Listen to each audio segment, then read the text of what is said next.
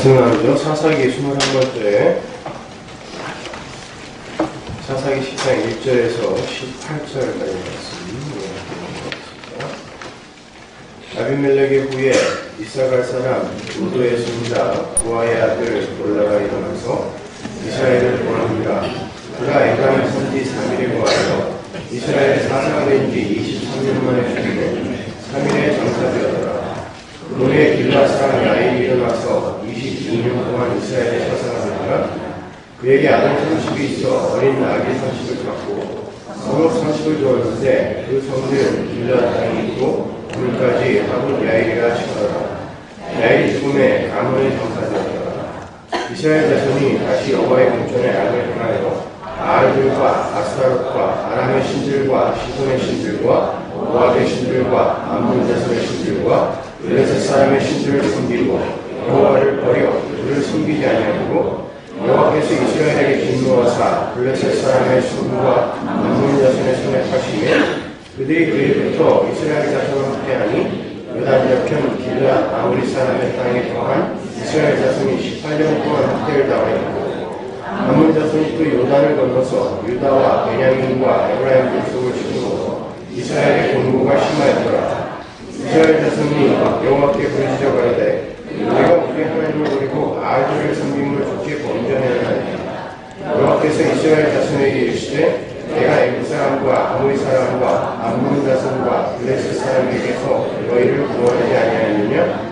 또 시돈 사람과 아말렉 사람과 마오 사람이 너희를 압제할 때에 너희가 내게 부르짖음으로 내가 너희를 그들의 손에서 구원하였거니 너희가 나를 버리고 다른 신들을 섬기니 그러므로 내가 다시는 너희를 구원치 아니하리라.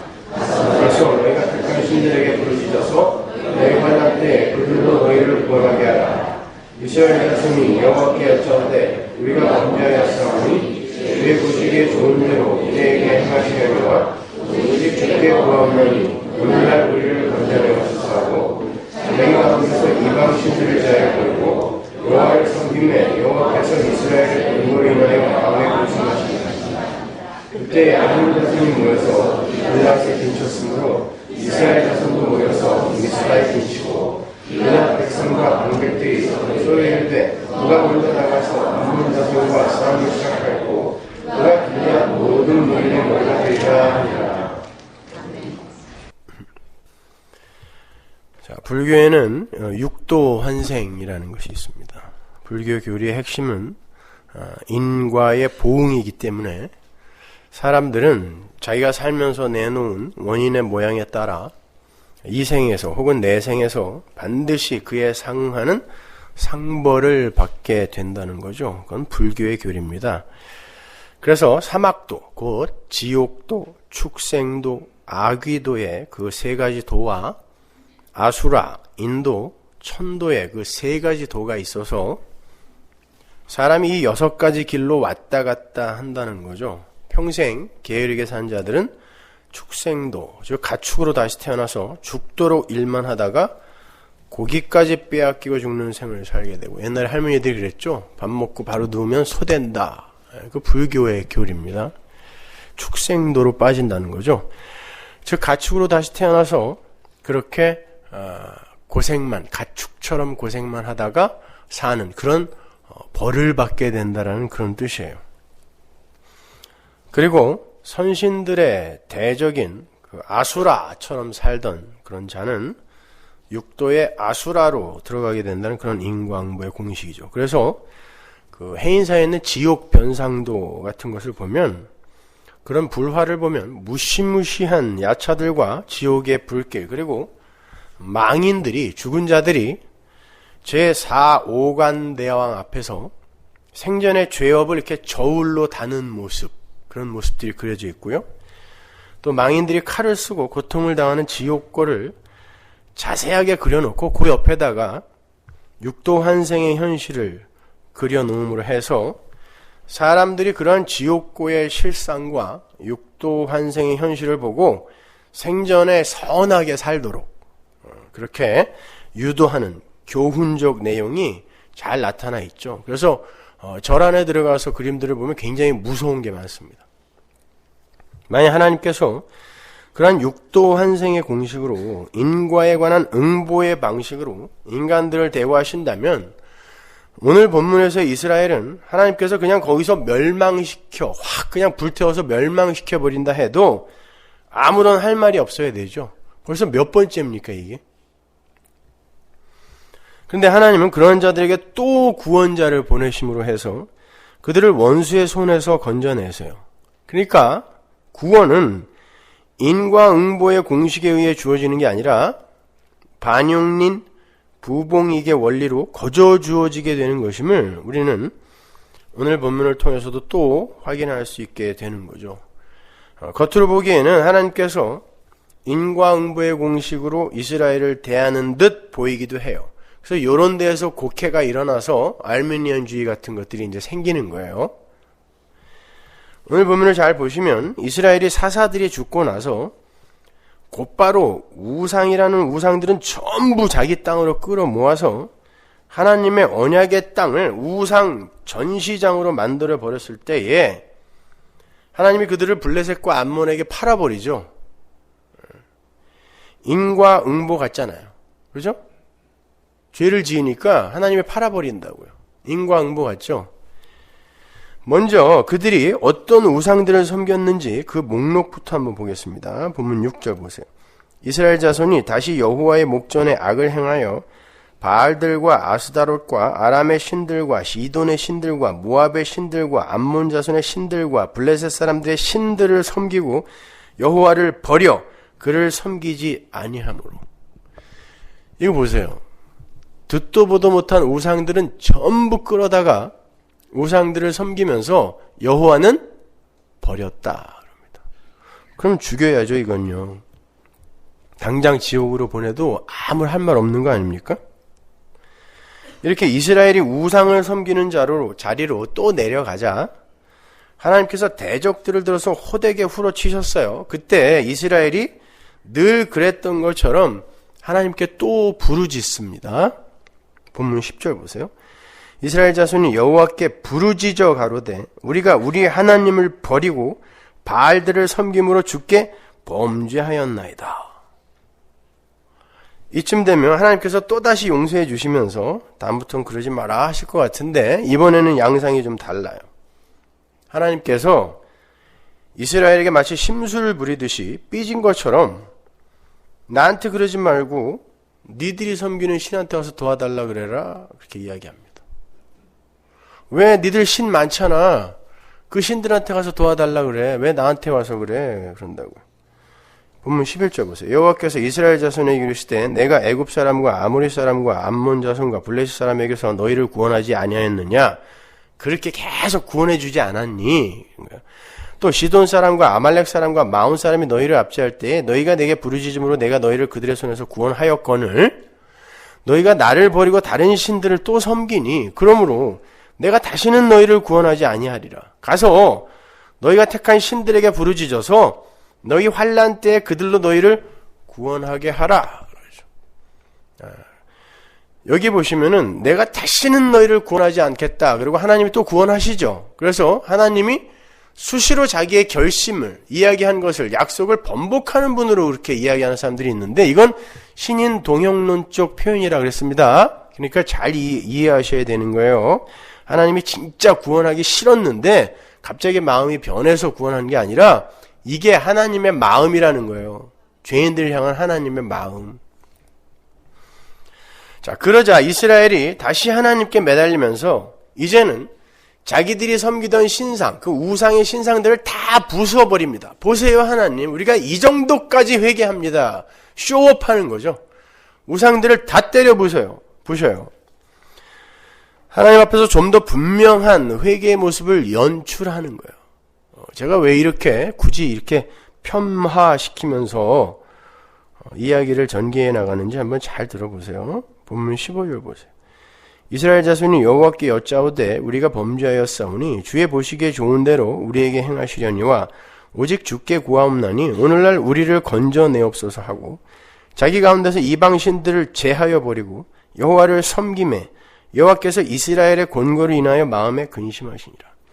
사사기의 거의 모든 강해서나 주석서들이 이러한 입다의 이야기, 그리고 입다 이야기에 이렇게 서론처럼 기록되어 있는 사사기 10장의 이야기를 하나님 앞에서 진심으로 회개를 했더니 하나님이 그 회개를 기쁘게 받으시고 그들을 건지셨다로 결론을 내는데, 제가 보기엔 그건 굉장히 잘못된 그런 성경 해석이에요. 대부분의 성경 주석가들이 이 부분을 이스라엘의 철저한 회개가 하나님의 긍휼을 다시 불러일으켰다라고 그렇게 이야기를 합니다. 그러나 그건 교리상으로도 맞지 않은 거예요.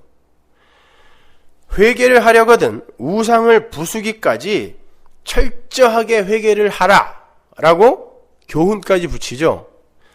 정말 이스라엘이 철저하게 회개를 함으로 해서 하나님이 이스라엘을 건져내신 것일까? 먼저 15절을 보시면요, 성경이 지금 이스라엘이 하나님 앞에서 회개를 하고 있다는 것에 초점을 맞추지 않고 있음을 알 수 있어요.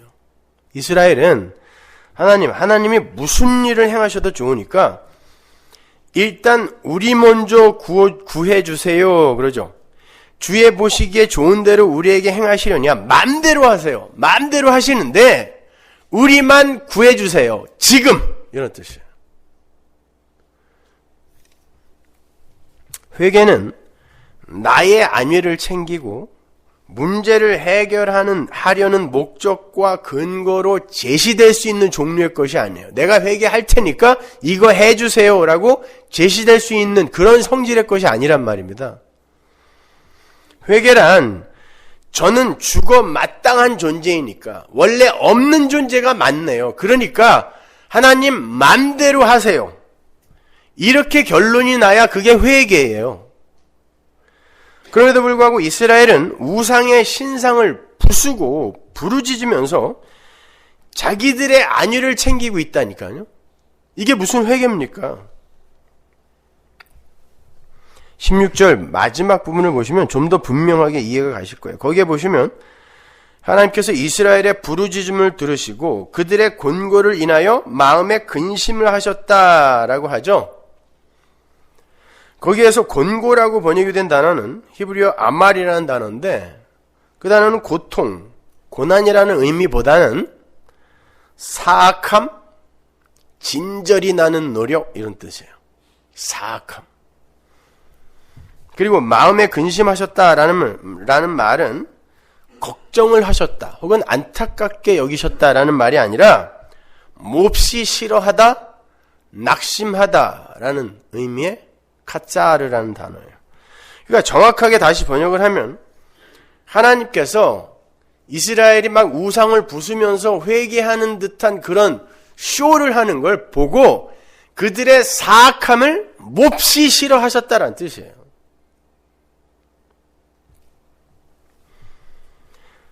이스라엘이 하나님께 부르짖었을 때 하나님께서 거절을 하시자 우상의 신상을 부수는 그런 행동을 보여줬는데, 하나님이 그러한 그들의 행동을 믿어주지 않았다는 뜻이에요. 믿어주지 않았을 뿐만 아니라 그들의 사악한 의도를 간파하시고 너무 싫어하셨다는 그런 뜻이에요. 그 갓사르라는 단어가 똑같이 쓰인 곳이 있는데 스가랴서에 나와요. 11장 8절. 한 달 동안에 내가 그 새 목자를 끊었으니 이는 내 마음에 그들을 싫어하였고, 내가 새 목자를 파이어 시켰는데 왜? 내가 그들을 싫어했기 때문에 그래요. 몹시 싫어했기 때문에. 이게 카짜르예요. 오늘 본문에 쓰인 그 단어. 그러니까 하나님의 신상을 부수면서 연극을 하는 이스라엘의 위선적인 회개의 실체를 알아차리시고 그러한 이스라엘의 모습에 진저리를 치고 계신 거예요. 하나님께서 입다의 이야기 서두에 그러한 이야기를 심어두신 것은 지금부터 입다를 주인공으로 하여 전개가 되는 이스라엘의 구원의 이야기가 이스라엘의 회개를 근거로 하여 시작이 되는 게 아니다라는 것을 확실하게 해놓고 들어가시는 것입니다. 그래서 하나님이 니들이 쇼하는 거 나 지긋지긋하니까 하지 마라고 하고 입다의 이야기로 넘어가는 거예요. 제가 너무 사사기의 등장인물들을 폄하한다고 생각하세요? 바로 뒷장으로 가면 이스라엘의 부르짖음과 회개가 자신들의 유익을 위한 임시방편의 가짜 연극이었음이 분명하게 확인이 됩니다. 사사기 11장 4절 보세요. 얼마 후에 암몬 자손이 이스라엘을 치려하니라. 암몬 자손이 이스라엘을 치려할 때에 길르앗 장로들이 입다를 데려오려고 돕당에 가서 입다에게 이르되 우리가 암몬 자손과 싸우려 하나니 당신은 와서 우리의 장관이 되라. 입다가 길르앗 장로들에게 이르되 너희가 전에 나를 미워하여 내 아버지 집에서 쫓아내지 아니하였느냐? 이제 너희가 환난을 당하였다고 어찌하여 내게 왔느냐? 길르앗 장로들이 입다에게 대답하되 이제 우리가 당신을 찾아온 곳은 우리와 함께 가서 암몬 자손과 싸우게 하려 함이니 그리하면 우리 길르앗 모든 거민의 머리가 되리라. 암몬과의 전쟁이 임박하자 하나님께 부르짖던 이스라엘의 장로들이 누구를 찾아갑니까? 입다라는 깡패를 찾아갑니다.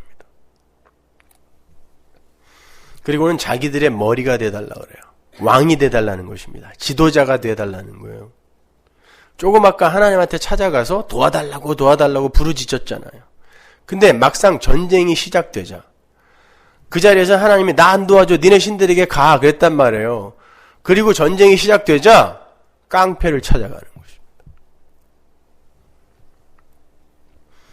입다는 길르앗에 거하는 어떤 유력한 인사의 사생자예요. 그의 아버지가 유력한 인사라는 것은 성경이 그의 아버지 이름을 길르앗이라는 지명으로 그냥 쓰고 있다는 것을 보면 알 수 있어요. 그가 길르앗 하면 떠오르는 그 지방의 유력한 인사였기 때문에 그의 이름을 그냥 길르앗이라고 부르는 거예요. 근데 그러한 사람의 사생자로 태어난 사람이 입다였어요. 그런 연고로 그는 그의 형제들에게서 쫓겨나서 돕당에 거하면서 잡류들을 모아서 수호지의 그 양산박 같은 그런 요새를 만들었어요. 잡류 공동체. 근데 그의 세력이 아주 막강해졌나 보죠. 암몬이 쳐들어오자 이스라엘의 장로들이 그를 찾아간 거예요. 자기가 쫓아낸 그를. 재밌는 건 8절에 나오는 장로들의 말 속에 들어있습니다. 장로들이 기드온에게 우리가 당신을 찾아온 것은 이라고 용건을 말하죠. 11장 8절에서. 거기서 찾아오다 라고 번역이 된 단어가 슈브라는 단어로 회개하다 라는 단어예요. 하나님 앞에서 열심히 회개하다가 하나님이 안 들어주니까 입다에게 가서 우리가 당신 쫓아내서 미안해. 그리고 깡패한테 회개하고 있는 거예요. 하나님 앞에서 우상의 신상들을 부수며 도와달라고 부르짖던 이스라엘의 장로들이 하나님의 일하심을 기다리지 못하고 깡패 두목에게 찾아가서 자기들의 머리가 되어달라고 부탁하고 있어요. 따라서 10장에서의 이스라엘의 회개는 사악한 회개였던 것이 맞는 거고, 그래서 예수님이 그걸 몹시 싫어하셨다라는 그런 까짜르라는 단어 같은 것들이 쓰여 있는 거고, 하나님께서 그것을 간파하시고는 참을 수 없어 하셨다라는 게 맞는 해석인 거예요. 김홍준 목사님도 이런 부분을 독일의 그 신학자인 카일 교수의 예를 들면서 입다와 이스라엘의 회개를 굉장히 높이 이렇게 쳐주셨는데, 저는 그건 성경을 완전히 거꾸로 본 거라고 생각해요. 진정한 회개란 하나님처럼 되겠다고 선악과를 따먹은 인간들이 그것이 얼마나 무서운 짓이었는지를 깨닫고 다시 하나님께로 돌아가는 걸 회개라 그러거든요. 회개는 여러분의 죄를 반성하거나 아니면 나 이런 거 저런 거 잘못했으니까 미안해요 하고 하나님께 사과하는 정도가 회개가 아니란 말입니다.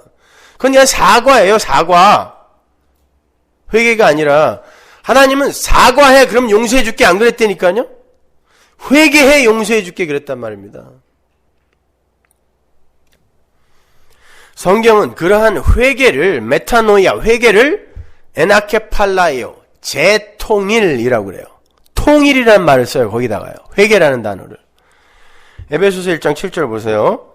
우리가 그리스도 안에서 그의 은혜의 풍성함을 따라 그의 피로 말미암아 구속 곧 죄사함을 받았으니 이는 그가 모든 지혜와 총명으로 우리에게 넘치게 하사 그 뜻의 비밀을 우리에게 알리셨으니 곧 그 기쁘심을 따라 그리스도 안에서 때가 찬 경륜을 위하여 예정하신 것이니 하늘에 있는 것이나 땅에 있는 것이 다 그리스도 안에서 통일되게 하려 하심이라. 통일되게 하려 하심이라. 여기에서 그리스도 안에서의 통일을 에나케 팔라이오, 그 에나가 다시라는 접두어라 그랬잖아요. 그리스도 안에서의 재통일이에요. 그러니까 재통일. 그 말은 만물이 그리스도 안에서 통일이 되었던 적이 있었단 말이죠. 근데 어떤 목적하에, 예정하에 잠시 떨어져 있는 거예요. 그 목적이 이루어진 다음에 이게 다시 원래의 자리로 돌아가서 재통일되는 걸 에나케 팔라이오라 그래요. 그걸 지금 창세전 언약을 설명하면서 그 단어를 쓰고 있단 말입니다. 하나님이 창세전 언약을 하신 건, 그래서 창세전 언약에 의해 너희를 구원하신 건 다시 예수 그리스도 안에서 재통일, 만물을 재통일하기 위하심이다 라고 이야기를 하는 거예요. 그렇게 하나였던 것이 원래의 자리에서 떨어져 나갔다가 어떤 목적을 성취하고 원래의 자리로 들어와서 그 자리에 끼워지는 걸 회개라 그래요. 그걸 에나케 팔라이오 재통일이라 그러는 거예요. 단순히 죄의 몇 가지를 사과하는 게 아니란 말입니다. 그렇게 모든 만물이 그리스도 안에서 통일이 되어 있던 상태를 골로새서가 이렇게 기술합니다. 골로새서 1장 15절.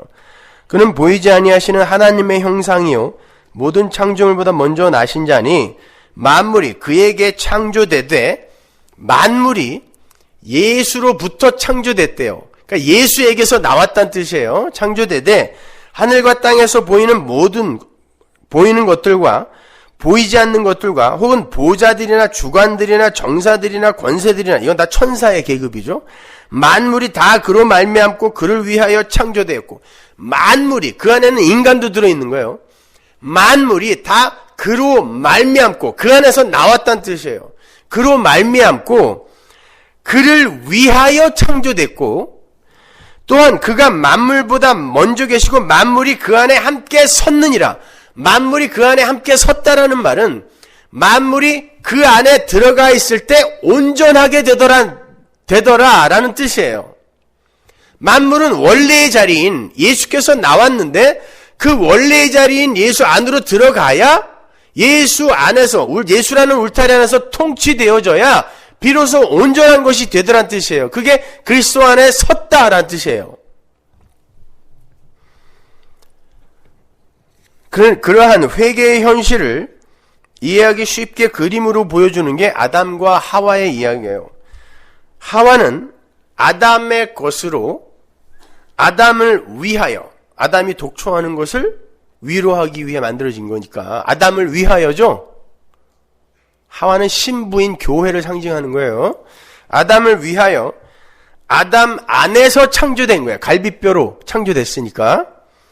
하와, 즉 신부는 신랑에게서 나왔으므로 신랑에게로 들어가 한 몸이 되어야 비로소 존재가 되는 거거든요.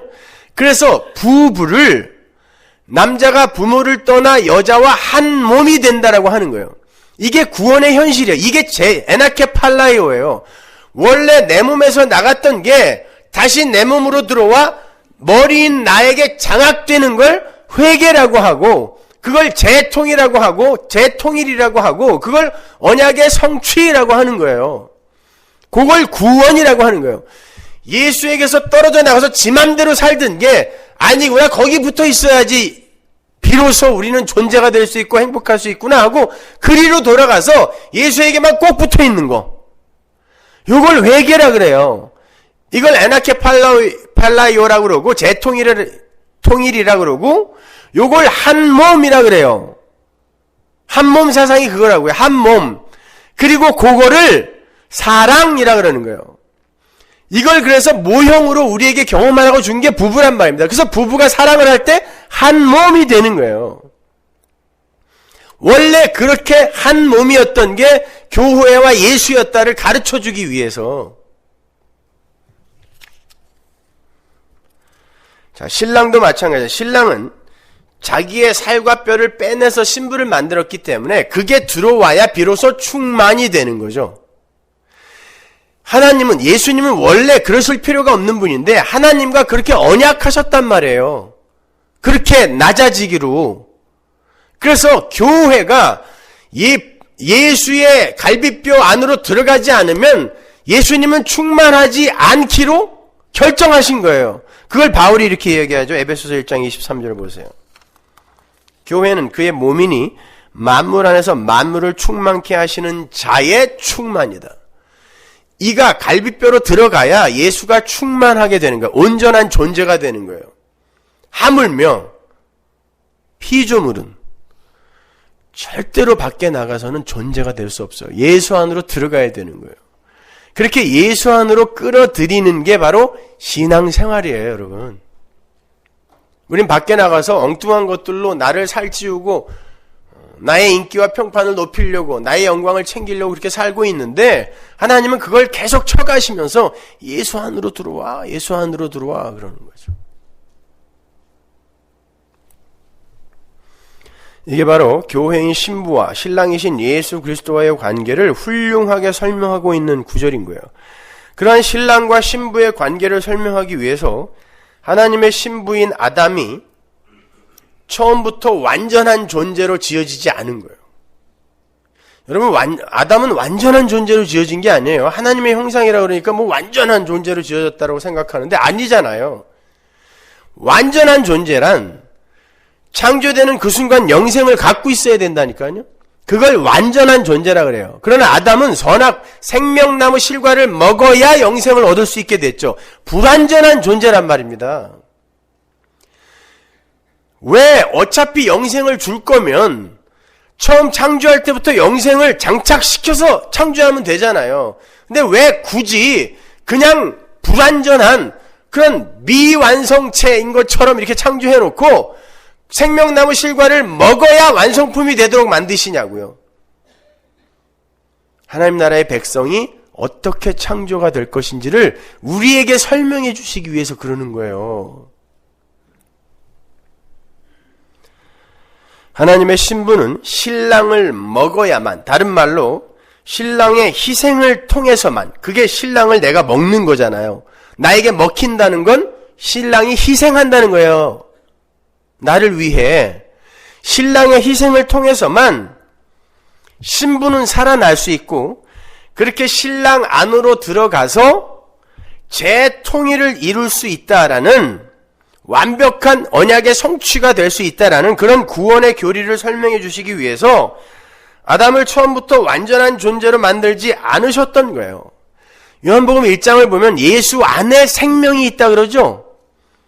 그 생명을 먹어야 되는 거예요. 그래야 이가 영생을 가진 완전한 존재가 되는 거예요. 근데 그 생명을 가진 이가 나에게 먹힌다는 건 그가 십자가에서 죽는다는 얘기거든요. 그분의 희생, 우리 신랑의 희생, 그 희생으로 말미암아, 손해로 말미암아 내가 사는 거구나를 가르쳐주기 위해서 우리는 불완전한 존재로 창조가 된 거예요. 아담 안에서.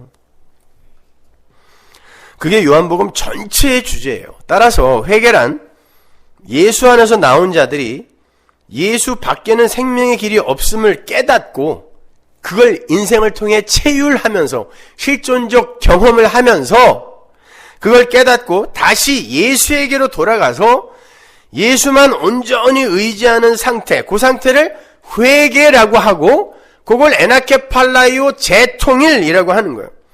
그렇게 원래 한 몸이었던 두 존재가 다시 한 몸으로 재통일되는 걸 부부라는 관계 속에서 경험하라고 천국에는 있지도 않은 부부 관계를 이 세상에서 허락해 준 거란 말입니다. 그러니까 부부는 한쪽이 다른 한쪽에게 완전히 먹혀서, 육적 부부를 이야기하는 거예요. 완전히 먹혀서, 다른 말로 완전한 희생을 해서 한 몸이 된 이들만을 부부라고 일컬어요. 그러니까 이 세상에 진짜 부부는 있다 없다? 없어요. 괜히 하는 소리가 아니라 이 세상에 진짜 부부는 없어요. 이 세상에 진짜 부부는 없다는 걸 가르쳐주기 위해 부부라는 관계를 허락하신 거예요. 예수와 교회만이 진짜 부부다라는 걸 가르쳐주기 위해서. 되게 좋아하시네. 문제예요, 문제. 이 부부들이 사랑을 안 해서.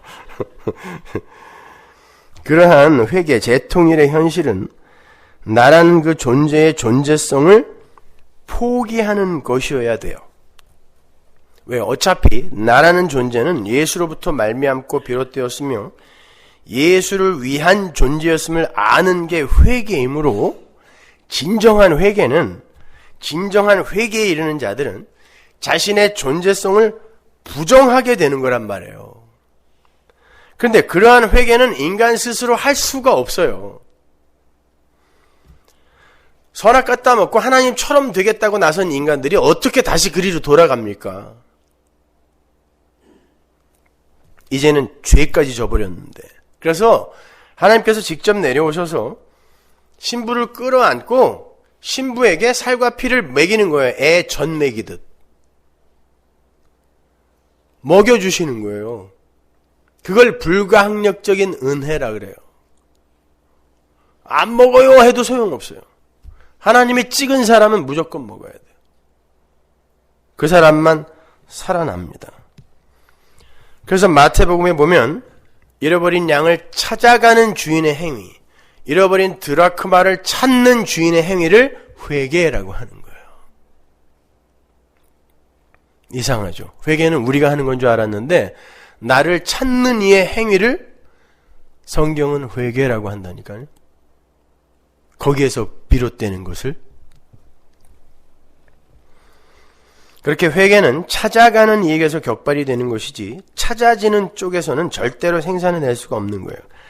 그러한 것이 회개일지인데 오늘 본문에서 이스라엘은 자신의 존재성을 챙기기 위해서 회개를 가장하고 있는 거예요. 우리가 회개할 테니까 뭘 해도 좋아요. 회개할 테니까 지금 이 순간에서만 나를 건져주세요. 거래를 하고 있어요. 회개를 내놓고 이거 주세요 하고 거래를 하고 있다니까요. 그건 회개 아니란 말입니다. 그럼에도 불구하고 하나님은 입다라는 사사를 세워서 이스라엘을 대적의 손에서 건져내시는 거예요. 그것은 하나님의 구원이 이스라엘의 회개를 근거로 하여 일어나는 것이 아님을 보여주는 거예요. 오히려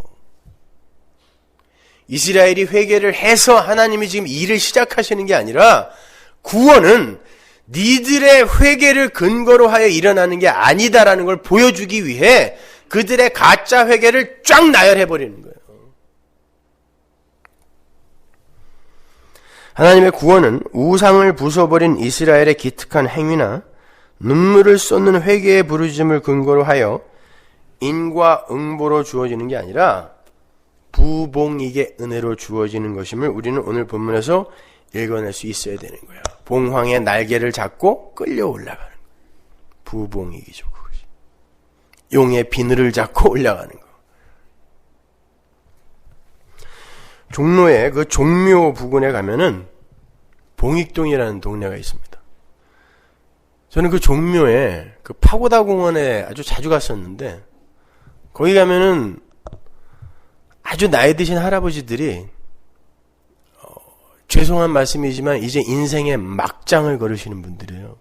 자식에게 쫓겨나 먹을 것도 없어 갈 곳도 없어 그런 분들이 이제 파고다 공원에 모이셔서 돈 모아서 막걸리 한 잔 드시고 하루 종일 그냥 이야기하시다가 밤에 차비도 없어서 걸어 다니시고 요즘은 이제 전철을 공짜로 태워주니까 전철을 타고 집으로 돌아가시고 그러는데 그래서 거기 가서 이렇게 앉아있으면 아 인생의 결국이 이런 거구나 라는 것을 이렇게 느낄 수 있어서 참 자주 갔어요. 거기서 밥 나눠주는 것도 그 틈에 끼어서 몇 번 얻어먹고 그랬는데 거기 가면 봉익동이라는 데가 있습니다. 그 옆에 그 봉익동이 바로 부봉익이라는 그 한자 수고에서 나온 그런 동네예요. 반용린 부봉익. 거기가 왕궁 주변이잖아요. 거기에는 내시들이 많이 살던 곳이거든요. 근데 예전에는 내시들이 굉장히 그 세도를 부렸습니다. 그래서 나중에는 내시부라는 부서가 따로 생겼을 정도로 아주 대단한 그런 세도가들로 나중에는 행세를 했죠. 그래서 많은 이들이 그런 내시들에게 그 청탁을 하고 또 뭐 출사를 부탁하고 그랬다 그래요. 그러니까 그 내시들은 자기들이 뭐가 힘이 있는 존재가 아니라 그 왕궁에서 그 벼슬아치들에게 붙어서, 왕족들에게 붙어서 권력을 행사하던 자들이었잖아요.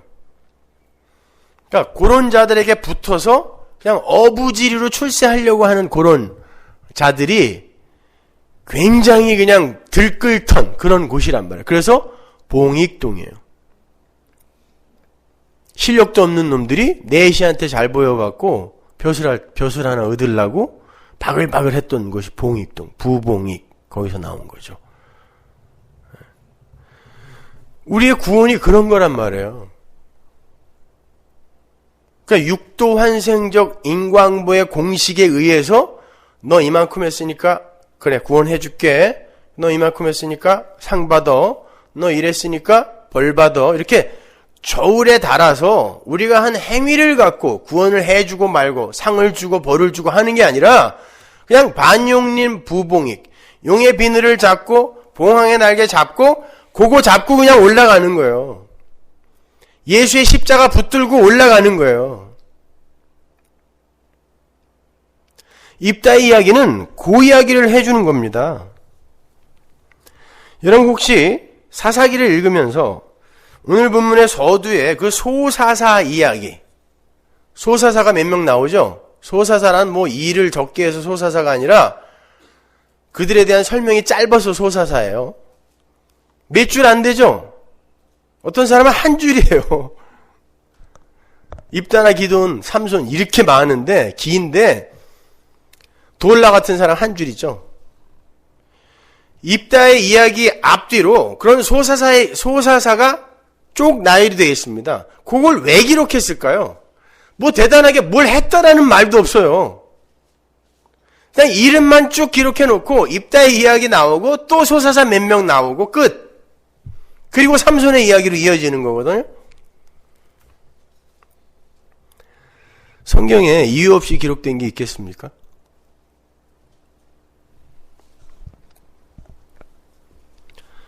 여러분, 그 성경에 기록되어 있는 그 소사사들의 이야기를 읽어보면 사사 돌라 같은 사람은 아내와 자식들에 대한 기록이 전혀 없어요. 그건 이 사람이 권력에 관심이 없었다라는 뜻이거든요.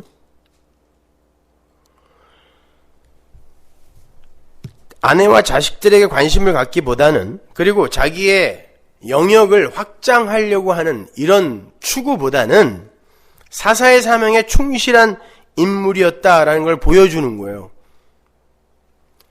그는 23년간을 사사로 섬기다가 무덤에 묻혀요. 굉장히 많은 일을 했을 텐데 단 한 줄도 기록하지 않아요. 그의 이름 돌라는 벌레라는 뜻이에요. 벌레의 자리에서 겸손하게 사사의 직무에 충실한 사람이죠. 반면에 야일이라는 소사사는 아들 30명에 성읍도 30개를 소유한 사람이었어요. 역대상 2장에도 나와요. 이 사람은요. 그는 왕국을 구축하고 싶었던 사람이에요. 그는 하나님의 통치를 망각하고 인간적인 힘을 추구하면서 인간의 왕국을 구축하려 했던 그런 사람입니다. 그래서 성경에 보면 야일이 어린 나귀를 탔다 그러죠. 어린 나귀는 요즘으로 따지면은 벤츠 같은 거예요. 최고급 승용차. 그 당시 어린 나귀였거든요. 근데 그 이야기 나오고 그냥 또 죽었더라. 이러고 끝이에요. 이 사람. 그리고 사사기 12장에 나오는 소사사 입사는 역시 아들 30명과 딸 30명을 거느렸다 그래요. 그리고 역시 세상적인 힘을 추구하느라 정략결혼이죠. 딸들을 외국으로 시집 보냈다 그래요. 그게 정략결혼이잖아요. 그도 역시 야일처럼 세상의 왕국을 구축하려 했던 사람이라고 할 수 있죠. 근데 그 밑에는 또 엘론이라는 사람이 나오는데 그 사람은 돌라와 마찬가지로 아내와 자식에게 관심이 없어서 그저 그냥 사사의 역할에 충실했다. 끝! 근데 그 밑에 압도는 또 아들 40명과 손자 30명을 거느렸다라 그래요. 그리고 그도 어린 나귀를 탔다 그래요. 70마리를 탔대요. 마흐바흐 같은 자동차가 70대가 있었던 거죠. 사사가. 성경이 일부러 그러한 것을 기록하고 있는 것은 이렇게 각양각색의 인간들을 하나님이 장악하셔서 이스라엘의 사사로 쓰시더라라는 걸 보여주는 거예요. 그들의 됨됨이나 그들의 자격이나 조건을 근거로 하나님이 사람을 택하는 게 아니라 하나님이 택해서 성신을 부으니까 하나님의 도구로 쓰여지더라를 보여주기 위해서 앞뒤로 그 이야기들을 그냥 붙여놓는 거예요. 그리고는 입다의 이야기가 바로 그런 이야기야 라고 가운데 샌드위치 속으로 딱 갖다 끼워 넣는 거죠. 이게 샌드위치 기법이라는 거 아닙니까? 그러니까 인간들은 그저 불가능한 막대기에 불과하지만 하나님께서 그 각양의 인간들을 들어서 쓰실 때 역사가 일어나는 것이다 라고 하나님의 초점을 두어서 지금 하나님의 열심을 강조하는 거예요. 그리고 인간들의 무용함, 무력함, 막대기됨을 더 오롯하게 드러내는 거죠. 그런데 그러한 소사사들 전부의 마지막이 무덤으로 끝나요. 어디에 묻혔더라?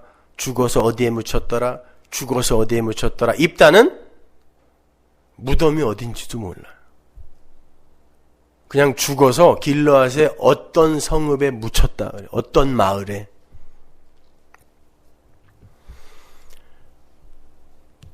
그들은 하나님에 의해 쓰임을 받은 지팡이는 맞지만 그들이 뭔가를 한 위대한 인물들이 아니라 그냥 하나님에게서 들려 쓰인 메시아의 모형이었다. 그래서 그들은 무덤을 남기고 죽은 거야를 보여주는 거예요.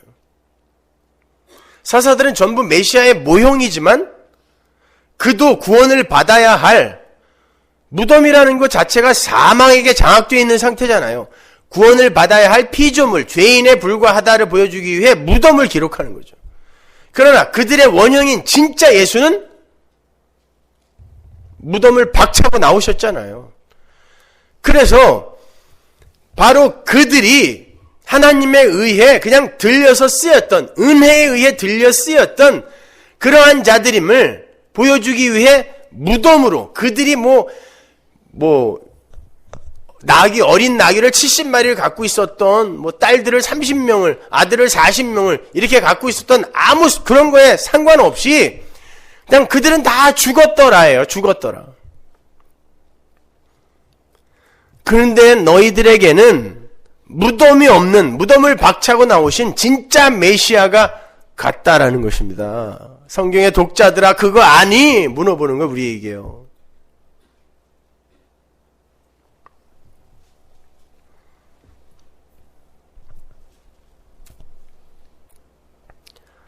그러니까 그렇게 구원은 하늘의 메시아 예수 그리스도의 전적인 은혜로 불가항력적이며 무조건적으로 침노에 들어오는 거예요. 요한 사도가 그러한 은혜의 구원에 대해서 이렇게 기록합니다. 요한일서 1장 9절. 만일 우리가 우리 죄를 자백하면 저는 미쁘시고 의로우사 우리 죄를 사하시며 모든 불의에서 우리를 깨끗게 하실 것이요. 언뜻 보면 회개하라, 죄를 자백하라, 그러면 하나님께서 다 용서해 주신다라고 하는 것 같죠? 그렇잖아요. 죄를 자백하면 미쁘시고 의로우사 우리 죄를 사하신다. 그걸 산데마니즘이라고 하는 거예요. 이단입니다. 그건요.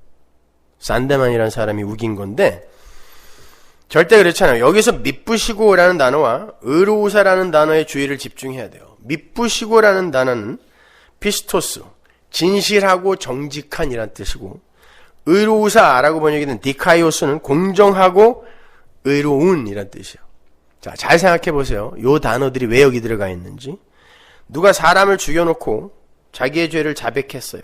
그때 죄를 자백했다고 진실하고 공정하고 정직한 재판관이라면 자기의 죄를 자백했다고 그냥 용서해 주는 게 맞아요. 공의로운 재판관이니까, 정직한 재판관이니까, 공정한 재판관이니까 그냥 용서해줘야 맞아요? 벌을 줘야 공정한 거예요? 벌을 줘야 공정한 거예요. 그게 의로우사예요. 디카이오스. 요한이 여기에서 말하고자 하는 건 우리가 죄를 짓고 회개의 고백을 하면 무조건 용서해 주는 것이 하나님의 은혜라는 것에 초점이 있는 게 아니라 니들이 아무리 죄를 자백한다 그래도 하나님은 미쁘시고 의로우셔서 그 죄를 누군가에게 전가시켜 그에게 벌을 주지 않으면 니들이 용서 못 받아. 그런데 하나님이 자기 아들에게 니들의 죄를, 그분은 고의로우시기 때문에, 디카이오스, 의로우신 분이기 때문에 그분의 아들에게 죄를 뒤집어 씌워서 아들을 죽였단다. 그래서 너희들의 죄가 사해진 거야. 그 전체 내용이 여기 다 들어가 있는 거란 말입니다. 그래서 미쁘시고 의로우사예요. 그런데도 동그라미 쳐놔야 되는 거예요. 성경을 잘 읽는 사람들은. 그러니까 입다의 이야기는 그렇게 죽어야 할 자들 대신에 그들에 의해 버려진 어떤 이가 십자가의 희생을 치름으로 말미암아 죽어야 할 자들이 살아나는 예수 그리스도의 이야기인 거란 말입니다. 우선 입다 안에 숨겨져 있는 메시아의 모형을 구체적으로 한번 살펴드리죠. 입다는 사생자예요. 사생자. 그래서 그는 형제들로부터 쫓겨납니다. 그건 이 세상에 사생자로 오셔서 율법주의자들에 쫓겨나서 결국 죽임을 당하신 예수 그리스도의 모습이죠. 예루살렘 여자들에게 쫓겨다니는 술람미의 모습과 똑같은 거예요. 요한복음 1장 11절 보세요. 자기 땅에 오매 자기 백성이 영접지 아니하였으나 이 이야기하는 거죠. 쫓겨나는 거야. 사생자로 오셔가지고 야, 너 같은 게 무슨 메시아니? 다 발로 차버리는 거죠. 건축자들이 버리는 거예요. 버리는 돌이에요. 버리는 돌. 예수님은 당신의 백성들로부터 버림을 당하셨고 결국 그들에게 죽임을 당하셨어요. 입다는 바로 그 예수 그리스도의 모형이에요. 11장 7절을 보시면요. 입다가 자기들을 구원해달라고 찾아온 이스라엘 장로들에게 이런 말을 해요. 입다가 길르앗 장로들에게 이르되 너희가 전에 나를 미워하여 내 아버지 집에서 쫓아내지 아니하였느냐? 이제 너희가 환난을 당하였다고 어찌하여 내게 왔느냐? 이거 우리가 조금 아까 10장에서 읽었던 내용하고 똑같지 않아요? 하나님은 뭐라 그러죠? 야, 니네 나 버리고 다른 신들 쫓아갔었잖아. 왜 나한테 찾아오니? 걔네들한테 가서 구해달라 그래. 그 이야기를 입다가 그대로 반복하는 거예요. 입다가 지금 그 하나님의 역할을 하고 있다는 걸 보여주는 것입니다. 사사기 10장 13절을 보시죠. 너희가 나를 버리고, 똑같은 단어가 나오죠. 버리고 다른 신들을 섬기니 그러므로 내가 다시는 너희를 구원치 아니하리라. 가서 너희가 택한 신들에게 부르짖어서 너희 환난 때에 그들로 너희를 구원하게 하라. 그런데 하나님은 그들을 버리지 않으세요. 하나님은 이스라엘의 모습을 그대로 담고 있는 그 입다를 들어서 이스라엘을 구원해 내세요. 그 하나님의 은혜의 이야기를 하시기 위해 입다가 동원되는 거란 말입니다. 사도행전 4장 11절 보세요. 이 예수는 너희 건축자들의 버린 돌로서 진 모퉁이의 머릿돌이 되었느니라. 요 이야기를 하고 싶어서, 요 예수의 얘기를 하고 싶어서 버려진, 이스라엘로부터 버려진 입다라는 깡패가 이스라엘의 머리가 되어 다시 그들에게 돌아와서 그들을 건져내는 거예요. 사사기 11장 2절 보세요. 본문 13절에 나오는 다른 신이라는 어구의 그 다른이라는 단어가 거기에 똑같이 나와요. 길르앗의 아내도 아들들을 낳았더라. 아내의 아들들이 자라매 입다를 쫓아내며 그에게 이르되 너는 다른 여인의 자식이니 우리 아버지 집 기업을 잊지 못하리라 한지라. 여기에 보면 입다의 형제들이 입다를 가리켜서 다른 여인의 자식이라 그러죠. 다른 여인의 자식. 그 말은 입다가 지금 다른 신들과는 다른 어떤 존재를 모형하고 있다는 뜻이에요. 그래서 다른 여자의 후손이에요. 입다는 지금 그러니까 아버지의 정실 부인에게서 난 자신이 그 자식이 아닌 자를 사생자라 그러죠. 입다는 지금 사생자로 등장하고 있는 사람이에요. 근데 신명기에 보면요, 그 사생자는 이스라엘의 총회에 들어올 수 없다고 그래요. 그러니까 당연히 머리도 될 수 없는 사람이에요. 신명기 23장 2절 보세요. 사생자는 여호와의 총회에 들어오지 못하리니 10대까지라도 여호와의 총회에 들어오지 못하리라. 그런데 이스라엘 총회 밖에, 이 총회에서 쫓겨난 이스라엘 밖에 어떤 이가 밖에서 뚫고 들어와서 이들을 건져내는 거예요. 그래서 사생자예요, 예수가. 예수는 하늘의 사생자로 이 땅에 오셨잖아요. 아버지가 누군지도 몰라. 요셉은 난 아니야 그랬어요. 누군지를 몰라. 그런데 그가 당신의 백성을 전부 구원하고 올라가신 것입니다. 이렇게 입다는 메시아의 모형이에요. 또 하나 그냥 지나칠 수 없는 단어가 사사기 11장 3절을 보면 그 입다가 거하던 땅이 돕 땅이라 그러죠. 그 단어는 히브리 원어로 보면 에레츠 토브예요. 토브라는 단어 어디서 들어보셨죠? 창세기 1장에 나오는 보시기에 좋았더라가 토브죠. 에레츠는 땅이에요. 그러니까 창세기 셋째 날에 땅이 물과 갈라지고 그게 보시기에 좋았더라. 거기서 똑같이 나와요. 에레츠 토브가 나오는데 돕 땅, 그 사생자가 거하는 땅이 에레츠 토브예요. 돕 땅. 메시아를 상징하는 입다가 새 창조의 완성 지점을 상징하는 에레츠 토브에 거하고 있는 거예요. 근데 그는 세상의 적자들로부터 버림받은 하늘의 나그네처럼 그렇게 외롭게 살고 있는 거예요. 기드온도 메시아를 모형하고 또 죽어야 할 죄인을 함께 모형하는 이중적 실물 예시였잖아요. 입다도 마찬가지란 말입니다. 이렇게 메시아 예수를 상징하면서 또 죽어야 할 왕이 되고 싶어 안달을 떠는 죄인을 또 상징한단 말이에요. 그 관점에서 같이 보셔야 성경이 이야기하는 바를 분명히 캐치할 수 있단 말입니다. 그러한 입다와 함께 암몬이라는 대적과 싸우는 그 입다의 군사들은 어떤 존재인지 한번 보세요. 사사기 11장 3절. 이 입다가 그 형제를 피하여 돕 땅에 거함에 잡류가 그에게로 모여와서 그와 함께 출입하였더라. 그와 함께 동행했다는 뜻이에요. 한편 됐다는 뜻이에요. 잡류. 여기서 잡류는 레크라는 단어인데 이건 empty, worthless라는 뜻이에요.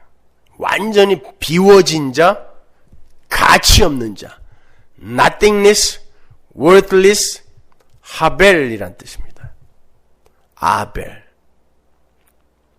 그러니까 하나님의 은혜로 말미암아 이 세상에서 계속 십자가 지고 부인되어지다가 결국 완전히 비워진 하나님의 성도들을 모형하는 거예요.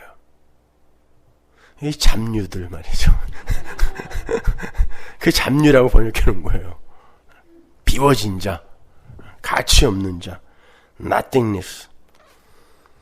그러면 이제 입다라는 인물 안에 들어있는 불가능하고 추악한 죽은 흙의 모습에 대해서 잠깐 살펴드릴게요. 입다는 기드온이 그랬듯이 하나님 앞에서 큰 용사가 되고 싶어하고 왕이 되고 싶어하는 선악과 따먹은 아담의 군상, 즉 이스라엘의 모형이기도 해요.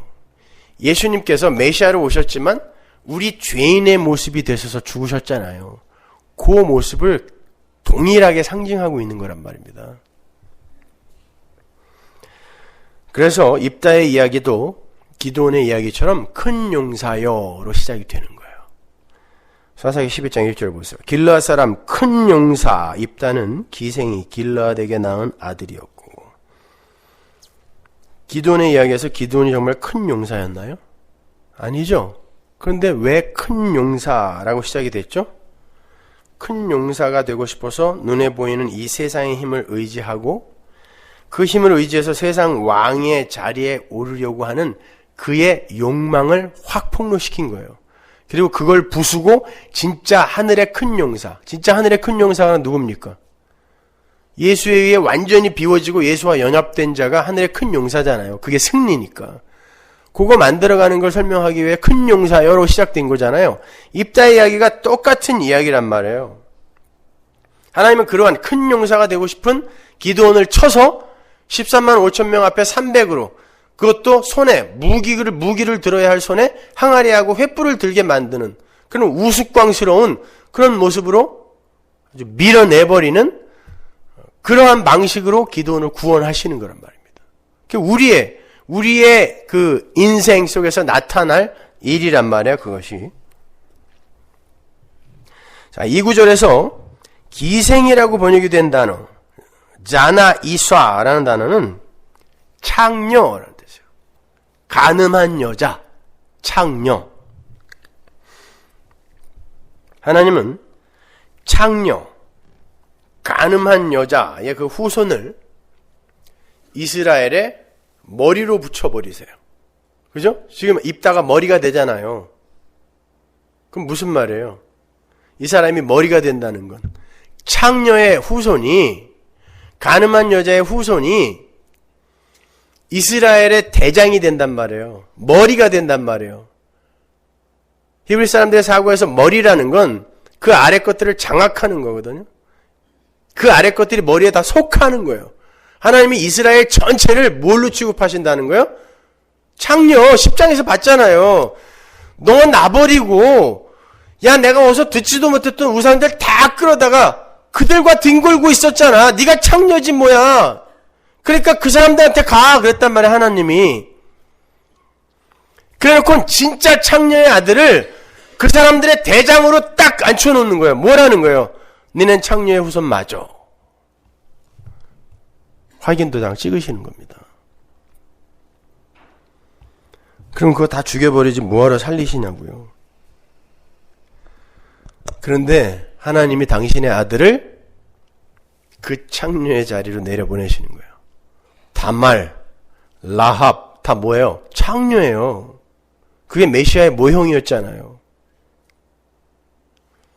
하나님께서 그러한 창녀의 자리로 내려가셔서 부정한 자리, 우리 인간들의 처음 자리를 하나님께서 전부 전가받으셔서 진짜 죽어야 할 창녀들인 우리를 살려내시는 게 구원이다를 설명하기 위해서 여기에 그런 단어가 나오는 거예요. 창녀의 아들.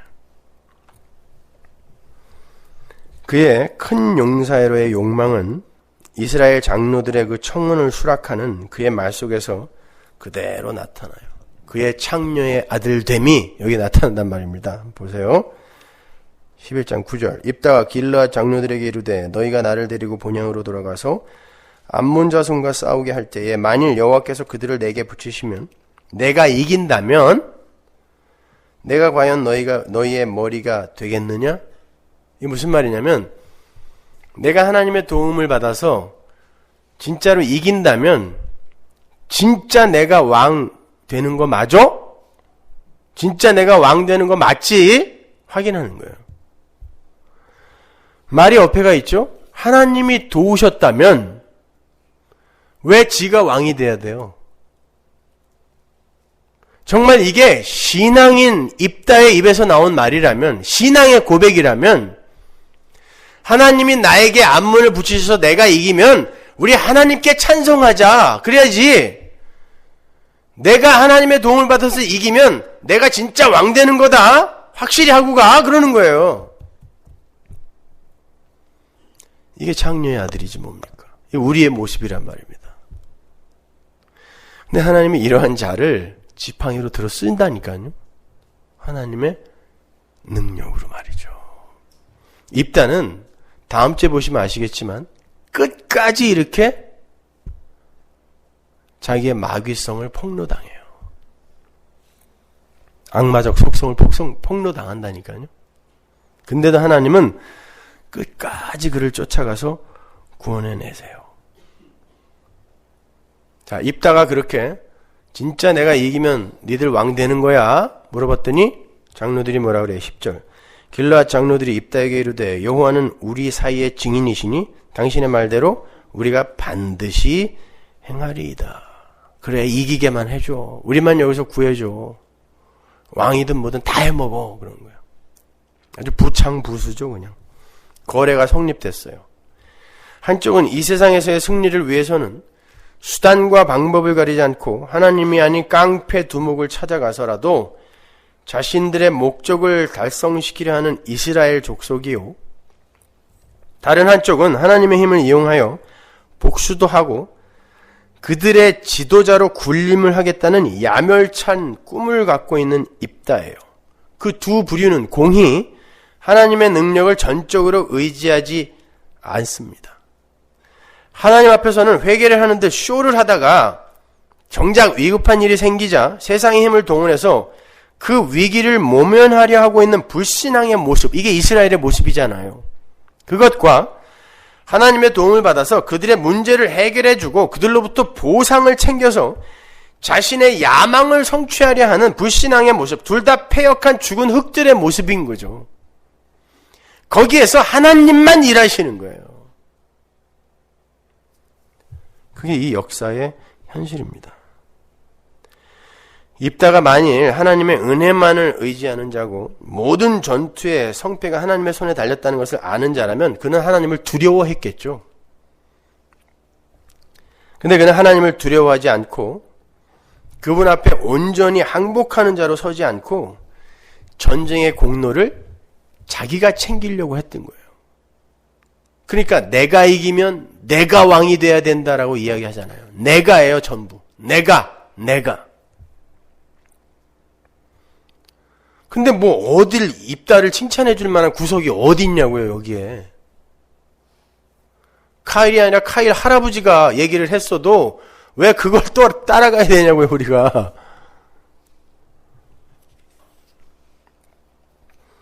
하나님은 그러한 큰 용사됨의 추구, 왕됨의 추구, 하나님처럼의 추구, 이게 선악과 따먹은 인간들의 악마성이잖아요. 그거를 부수시면서 결국에는 그를 건져내시는 거. 그게 구원이에요. 여러분, 입다가 어떻게 죽어요? 마지막으로 그거 한번 볼까요? 12장 7절. 입다가 이스라엘 사사가 된 지 6년이라 길르앗 사람 입다가 죽음에 길르앗 한 성읍에 장사되었더라. 끝. 어떤 성읍인지도 몰라요. 그냥 한 성읍에, 어딘지는 모르겠지만 그냥 죽어서 묻혔다로 끝이에요. 여러분, 이게 아예 하나님의 사사로 써먹고 이렇게 비참하게 마지막을 이렇게 챙겨주시나? 아니요. 이게 은혜입니다. 여러분, 사람들이 자기의 이름을 남기기 위해서 자서전들 많이 쓰는데, 여러분, 우리는 그런 소사사들처럼 그냥 한 줄 남기고 가면 돼요. 예수에게서 나와서 이 땅에서 예수의 필연성, 은혜의 필연성을 배우다가 죽도록 고생하다가 예수께도 돌아감. 어? 그거 말고 뭐가 있어요? 뭘 성취하실 거예요, 여러분? 그 이름은, 여러분의 이름은 이 땅에서 남길 이름 아닙니다. 예수님도 그 예수라는 이름 하나님 나라에 안 갖고 가셨다니까요. 계시록 보세요. 하나님 나라가 완성되어 있는 그 모습을 그릴 때는 예수라는 이름 한 번도 안 나옵니다. 그건 하나님이, 예수님이 이 땅에서만 쓰시던 이름이에요. 근데 우리가 뭐라고 우리의 이름을 이 땅에다 남기고 가려고 그러냐고요. 그거 하나님 나라 갖고 가겠다는 거 아니에요, 지금. 이 땅에다 이름 남기고 가겠다라는 건. 아니에요. 자꾸 잊혀져야 돼요. 오히려 더 망해야 돼요, 여러분. 우리의 이름은. 그 사사 입다는 이렇게 소리 소문 없이 죽어서 그냥 길르앗 한 성읍의 장사됨으로 승리한 거예요. 이게 입다의 이야기예요. 그 안에 뭐 여러 가지 이야기가 나오지만 그거 다 몰라도 돼요. 이 결론만 아시면 돼요. 구원은 큰 용사 되려고 길길이 날뛰다가 이름도 없이 빛도 없이 하나님에게 맞아 죽는 거예요. 그걸 구원이라고 합니다. 자, 마지막으로 호세아서 결론으로 읽고 마칠게요. 11장 1절에서 9절까지 하나님의 구원의 현실이 어떤지 읽고 마치겠습니다. 우리 함께 봉독하죠. 이스라엘이 어렸을 때에 내가 사랑하여 내 아들을 애굽에서 불러내었거늘 선지자들이 저희를 부를수록 저희가 점점 멀리하고 바알들에게 제사하여 아로 새긴 우상 앞에서 분향하였느니라. 그러나 내가 에브라임에게 걸음을 가르치고 내 팔로 안을지라도 내가 저희를 고치는 줄을 저희가 알지 못하였도다. 내가 사람의 줄 곧 사랑의 줄로 저희를 이끌었고 저희에게 대하여 그 목에서 멍에를 벗기는 자같이 되었으며 저희 앞에 먹을 것을 두었었노라. 저희가 애굽 땅으로 다시 가지 못하겠거늘 내게 돌아오기를 싫어하니 아수르 사람이 그 임금이 될 것이라. 칼이 저희의 성읍들을 치며 빗장을 깨뜨려 없이 하리니 이는 저희의 계책을 인함이니라. 내 백성이 결심하고 내게서 물러가나니 비록 저희를 불러 위에 계신 자에게로 돌아오라 할지라도 일어나는 자가 하나도 없도다. 에브라임이여 내가 어찌 너를 놓겠느냐. 이스라엘이여 내가 어찌 너를 버리겠느냐. 내가 어찌 너를 아드마같이 놓겠느냐. 어찌 너를 스보임같이 두겠느냐. 내 마음이 내 속에서 돌아서 나의 긍휼이 온전히 불붙듯 하도다. 내가 나의 맹렬한 진노를 바라지 아니하며 내가 다시는 에브라임을 멸하지 아니하리니 이는 내가 사람이 아니요 하나님임이라. 나는 내 가운데 거하는 거룩한 자니 진노함으로 내게 임하지 아니하리라. 아멘. 7절까지는 니네 다 죽여서 씹어먹어도 시원치가 않다라고 이야기하시면서 8절부터 뭐라 그러냐면 얘야 내가 진짜 네가 미워서 때리는 줄 알아? 아니잖아. 우리 둘째 놈 학교에서 오늘 사고치고 교회에 와가지고 아빠한테 혼났는데 그래서 들어오면서 제가 그랬죠. 아빠 설교하러 가니까 기도해줘. 제가 설교하러 나올 땐 항상 우리 아들들이 기도해 주거든요.